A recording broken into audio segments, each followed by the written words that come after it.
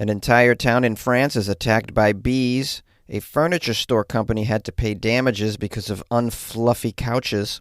And Spain's ruling party bans members from hiring sex workers. These are the weird stories on Weird AF News, your only daily weird news podcast out there. I'm the host, Jonesy. I got some weird news stories from all around the world. Are you ready? A French town was attacked by bees, and some citizens were hospitalized. This sounds like a gender reveal party gone wrong, but I don't want to prejudge. Have you guys seen the extensive dangers that are now inherent in gender reveal parties? They light off rockets, they release hornets. There's fireworks involved, sometimes an alligator. It's really out of control. It's more of an American thing, though. This story's out of Aurillac, France. Probably didn't pronounce that correctly, but oh well. An unusual attack by bees in this French town called Aurillac has left 24 people injured, including 3 who were in critical condition. Unbelievable. Well, I guess there's no need to save the bees. The bees are saving themselves, guys. The bees seem to have it covered. Now, this unbelievable disaster happened on Sunday, where passers-by were stung over a period of about 30 minutes. Oh, goodness. Killer bees on attack. According to the prefecture of Cantal, firefighters and medical teams were rushed to the scene to treat the victims of the bee attacks, while the police set up a security perimeter until the bees stopped their attack. Wow, I'd love to know what sort of security perimeter the police set up to stop the bees. Some kind of a bee stopping perimeter that could be, a net, some gaseous fumes. Maybe piles of dirty laundry. I don't know. How do you keep bees from entering a perimeter? Voodoo? Or did you use le flamethrower? Le flamethrower. That's French for a flamethrower. That'll keep bees out. But then that could create a further disaster. You got burning bee fireballs that pretty much can burn down an entire town. How about a circle of children swinging nunchucks? Maybe that's a bee perimeter. All right. I'm going off the rails here. So sorry. It says here, as a result of this, 3 people were in critical condition and had to be evacuated to a hospital. That's according to the mayor of Aurillac. Can you guess his first name?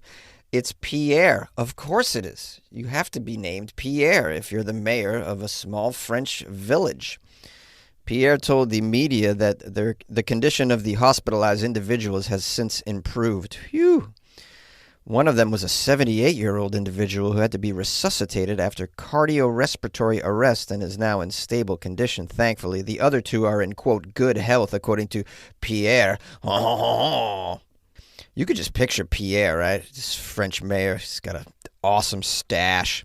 He constantly has a glass of red wine in his hand, and he does all of his public relations events with a glass of wine and a cigarette. And he just, he's just living it up over there in this tiny French town. He had no clue that the bees were about to take down his city, though. I mean, who can predict such an event? The mayor says this incident might have been related to Asian hornets threatening a beehive that had been installed on the roof terrace of a downtown hotel more than a decade ago. He said that this had likely caused the bees to become aggressive. So he's got a theory. Pierre doesn't just sit around and smoke cigarettes and drink red vino. Pierre thinks about what's going on in the town. He tries to piece things together. He's his own investigator in a way. He thinks he's nailed why these bees were aggressive. They interviewed a lieutenant colonel in charge of local fire services. This guy's a big deal. His name isn't Pierre. It's Michel. A lot of Michels in Pierre. He said that he has never experienced such an attack as this. He said the victim, who was in cardiorespiratory arrest, had to be resuscitated in the fire department's ambulance. Here's a quote from the Lieutenant Colonel Michel. In terms of the number of victims, the panic among the people, and the severity of some of the injuries, well, it was very impressive.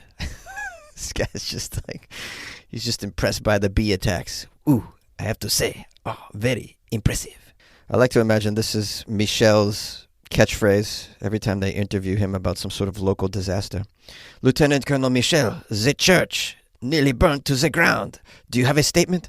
Oh, yes, regarding the church burning to the ground. My goodness, you saw the flames? Very impressive. I was very impressed by the number of smokes. I was very impressed when the building totally collapsed with 14 people inside. Very, very impressive.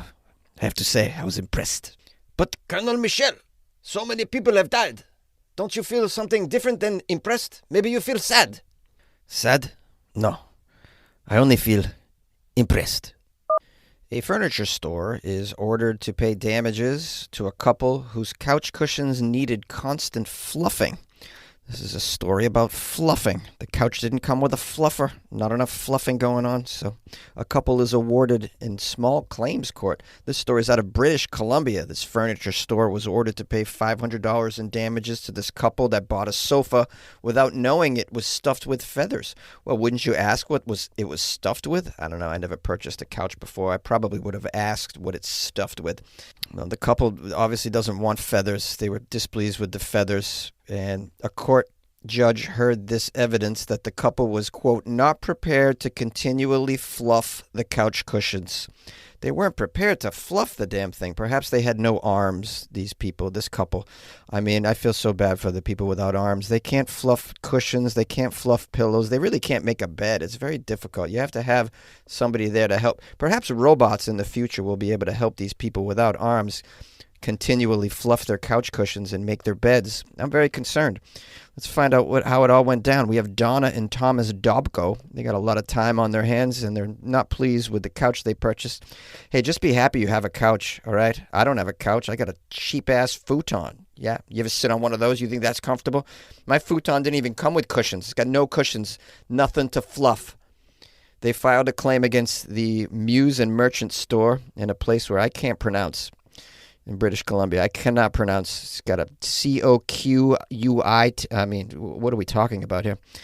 They purchased the sofa and 2 ottomans in November. Several months later, they went back to the store to complain that the cushions were deflating after they were sat on for an hour or 2.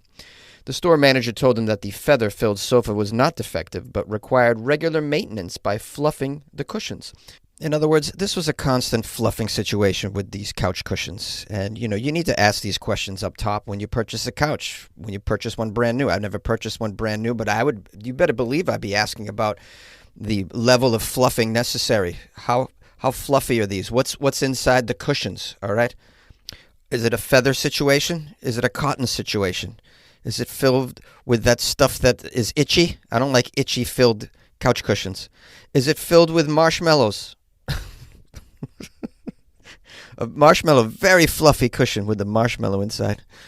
I'm sorry. I mean, I'm joking about this, but I mean, to one couple, this was a serious issue. I mean, I don't know. These problems don't affect me in life. I'm just happy to have a couch if I had one. In my family, we didn't buy new couches. We kept the same couch for 35 years. We kept the couch until the springs were bursting through. You ever sat on a metal spring while you're watching reruns of Scooby-Doo? Oh, you haven't lived. I mean, it would have been insane to suggest to my parents you buy a new couch. What's wrong with this one? There's only 4 springs poking through the top. Come on, sit around the springs. Look, there's an area right there with no springs. Sit there. I mean, that's growing up poor. You just you start to lower your standards of comfort. All right, back to this riveting story about a couple displeased with the amount of fluffing needed for their cushions. Regular maintenance by fluffing the cushions was required. That came as a surprise to the couple, so they demanded a refund. The store management refused to refund the $5,600 that they paid for the sofa set. That seems expensive. It's probably a pretty nice sofa here. I mean, I don't know what the going costs for sofas are, but $5,600 seems a lot. I might be upset too that my pillows weren't fluffy over this. I mean, it sounds like this is kind of a bougie purchase, so I want bouginess if I'm making a bougie purchase. Is $5,600 a lot for a couch? It seems like it is, right? I don't know. I don't purchase things like that. I mean, that's what I spent for my car. That's like the most expensive thing in my life is my car. I don't see $5,600 couches in my future. All right, it says in the days that followed, the store owner paid a visit. The actual owner of the store came to the couple's home to inspect the sofa. Perhaps the store owner was trying to show the couple this like really new, versatile fluffing method for the couch cushions. The owner confirmed it was functioning as intended and the couch was not defective. Just picture the owner just taking a nap on it. Yes, all right. I'm going to figure out if your couch is defective. All right, let me kick up my feet here. Could you make me a Tom Collins? The owner testified that the sofa could not be returned for a refund after 7 months of use. He told the court that the couple looked at several different couches in the store before deciding on this particular set, suggesting their complaint stemmed not from any faulty product, but from buyer's remorse. The couple countered that the store misrepresented the couch and unfairly induced them to buy it. Well, nowhere am I reading about a return policy. Isn't there a 30-day return policy on a sofa that cost over $5,000? I would want that. And after 2 weeks, I'm going to know if I could live with this sofa. If I'm spending that much money on a sofa, I need this 30-day warranty, and I bring it back. What happened? I mean, you knew after 2 weeks that these couch cushions aren't fluffy. What are you waiting so long? I don't know why I'm getting so excited and up in arms about this. I didn't sell the couch to the people. I need to calm down. So sorry. Now, during the court case, check this out. The court turned its attention to the sofa's warranty. There's a warranty supplied by the manufacturer which described the couch's feather-soft construction and, more importantly, provided a warning to retailers. Here's the warning. It is important to qualify your customers when selling them a feather-soft cushion. Consumers should be aware of the following characteristics of a feather-soft cushion. And then it went into the detail how a, quote, feather cushion requires more maintenance than a foam cushion, and, quote, the feathers and fiber are free to shift around inside the cushion. Okay. Well, then you have to make this one of your primary points during the sale of such a cushion, because the feather soft requires this extra maintenance. So obviously it wasn't brought to the attention of this couple. So all right. They got a case. And what did the judge say? Well, the court ordered the furniture company to pay the couple $500 in damages plus $75 to help cover the cost of their court fees. Well, so, I mean, did they really win there? I mean, you want to be able to get your $5,000 back, right? You got $500 in damages, and now you're stuck with this flabby couch, this couch that can't keep it up, needs constant fluffing. It's very limp, this limp couch that you have there. I mean, I don't know how you live life with a limp couch like this, It's constant fluffing, needs constant fluffing. It's like, what the fluff, bro? Spain's ruling party bans its members from hiring sex workers. Well, I mean, how's the government going to run smooth? All right? You can't ban the sex workers from these people, all right? It's Sex Worker Wednesday. Everybody knows that in Parliament. That's how government runs efficiently. You keep them satisfied. I assume prostitution's legal in Spain? Let me look this up. Oh, yes. It's a thing over there. It's basically decriminalizes what's going on and somewhat regulated. So now they're trying to ban the politicians from hiring sex workers. But what if the sex worker is my wife? What about that, eh? What if the politicians are engaging in sex workers themselves because their political position doesn't pay them enough, so they've had to resort to OnlyFans, kind of like teachers in the United States? I don't know anything about the Spanish political climate, but clearly they're a little bit randy over there. Pedro Sanchez is 53. Pedro is facing the biggest crisis of his 7 years in power, and this was heightened by the detention of a former top official in his socialist party named Santos in an investigation involving allegations of hiring sex workers. Santos is hiring sex workers. What? Santos? Hiring sex workers? On the taxpayer's dollar? I don't know why I'm still doing a French accent. I guess this is just residual from a previous story in this episode. All right, so now this socialist party is trying to right the ship after Santos's scandal with the sex workers.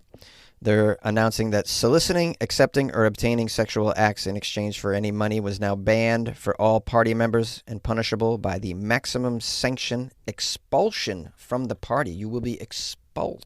Expelled. Is that a word? I was expelled? I was expulsioned. Expultrated? That's probably the word that I'm looking for. Sorry, I don't have Grammarly, guys. We got a quote here from Sanchez. He says, "These are difficult times for everybody, without a doubt." He had to apologize. He says, I can't believe I was trusting these people that are now caught up in a growing scandal regarding the sex workers.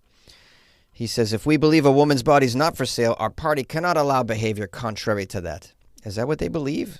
A woman's body is not for sale, but in your country, it's kind of for sale. I mean, prostitution is decriminalized.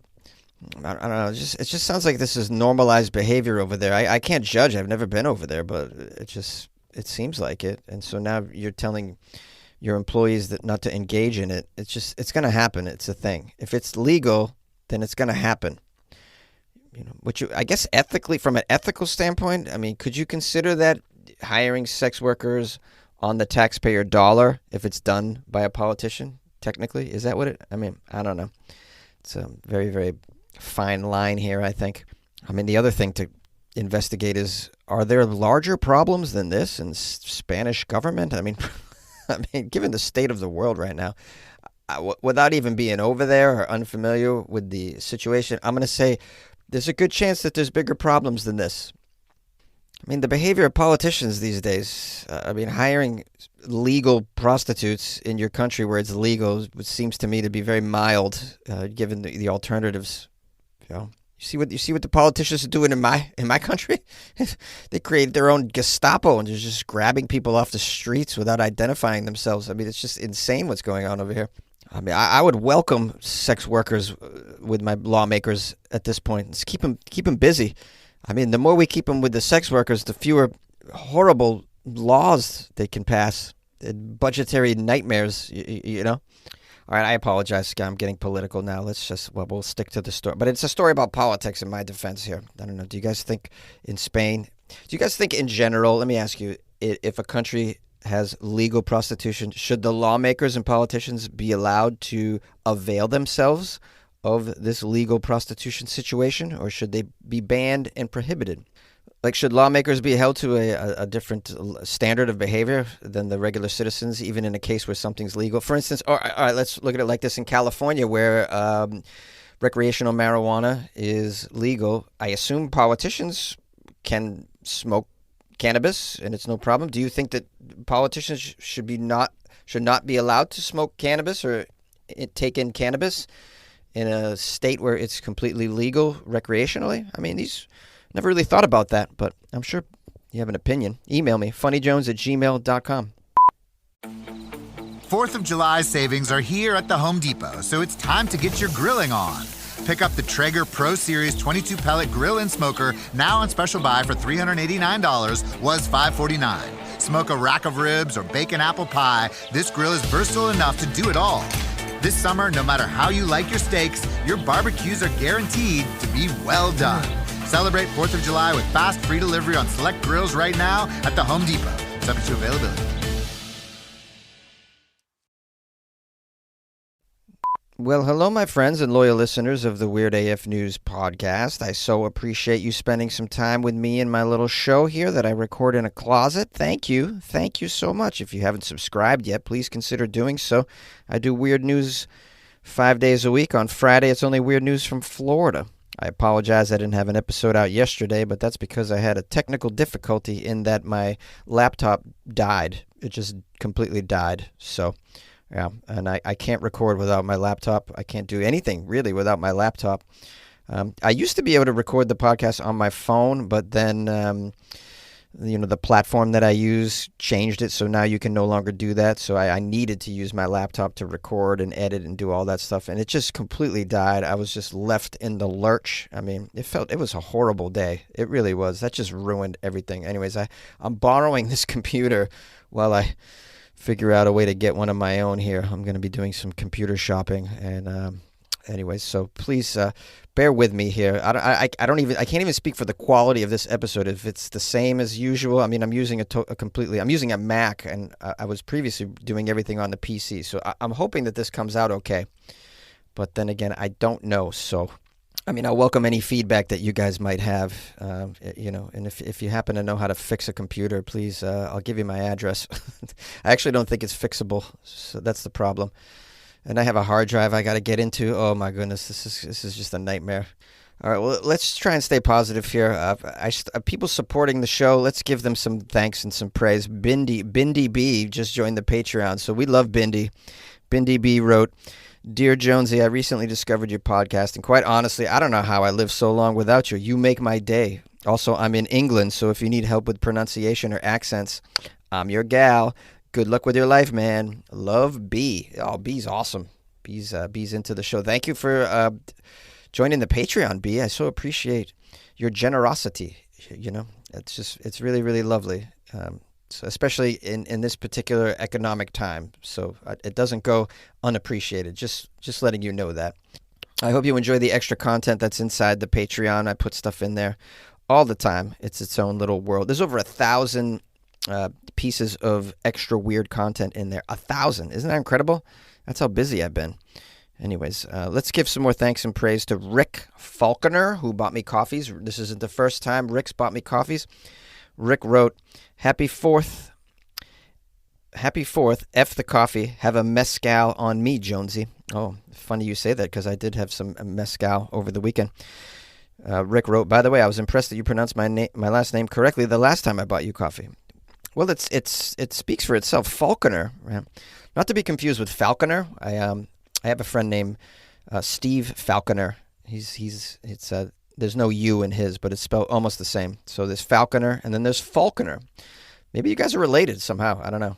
They're very, very similar. Anyways, shout out to Rick for being really generous, buying me coffees on 4th of July weekend. Hope you guys all had a great 4th of July weekend, by the way. Safe. I hope you still have all your digits on your hands. You know, you guys see those memes every 4th of July, these awful memes about, pictures of people going to the ER, missing digits. It's very, very concerning. But I hope you guys all have your digits. It's hard to live life without digits, as you know. Anyways, I'll wrap this up. Keep it at a respectable 21 minutes. If you want to reach out, my email is funnyjones@gmail.com. Please give me some feedback. Let me know if this episode sounds okay.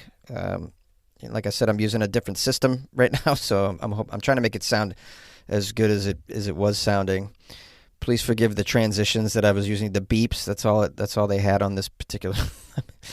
I'm just trying to piece this together, guys, and get through it until I get a new computer. But anyways, let me know if it's okay. And I'm on Instagram @FunnyJones. And if you want to support the show, go to because I'm buying a new computer. If you want to support Jonesy buying a new computer or a used computer, we'll see how this goes. Go to weirdafnews.com and you can join the Patreon or buy me coffee. Anyways, love you very much and good luck with your life, man.